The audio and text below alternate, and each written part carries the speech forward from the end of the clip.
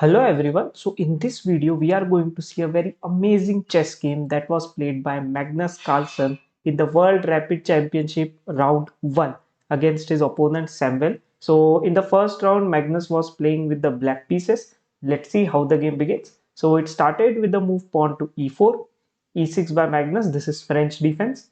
So d4, d5, knight c3, bishop to b4. He's going for a win hour variation, but later it's kind of the advanced system as well after playing the e5 move. Then continues with the move pawn to c5 by black. This is the general idea that black tries to attack in the center with the c5 move. Okay, then it continues with the move pawn to a3, bishop takes, pawn takes, then knight to c6, queen g4. There is an attack on the g7 pawn, so obviously he has to save it.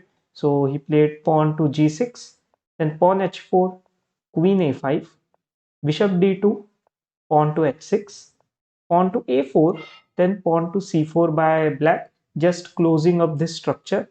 Okay, then continues with the move knight to f3, then bishop d7, queen f4, rook h7. Okay, to having this permanent defense on the f7 square.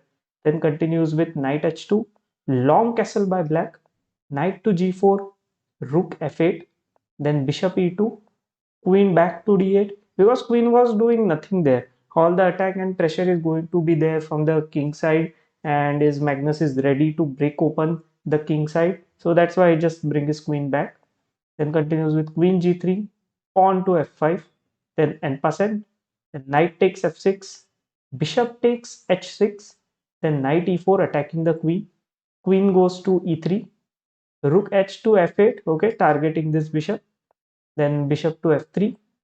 Now then continues with the move pawn to e5. Like this was a very amazing move. Like this is a very like amazing pawn sacrifice, as you can see. First bishop is getting opened, okay, and after that see this idea of Magnus Carlsen. After pawn takes, he played the move queen a5 again, targeting the pawn on c3. Okay, like somewhere it may seem that he could have directly gone for queen a5, but like why he played this e5 move first and why to sacrifice the pawn. But see this, what's going to happen next.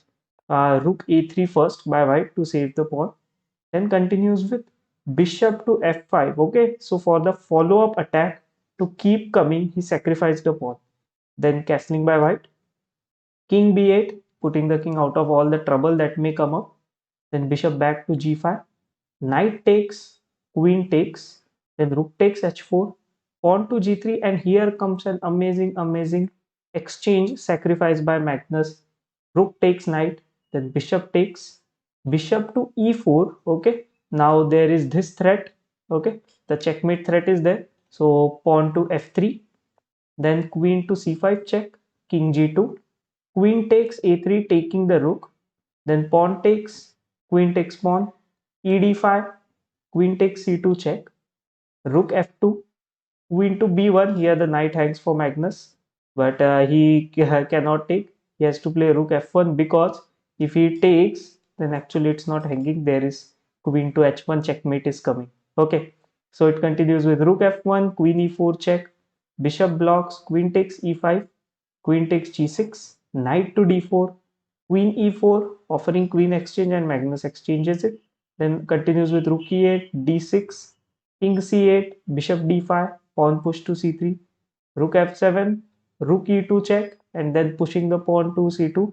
And after rook c7, king d8, finally white has resigned and black has won the game. Magnus won the first round.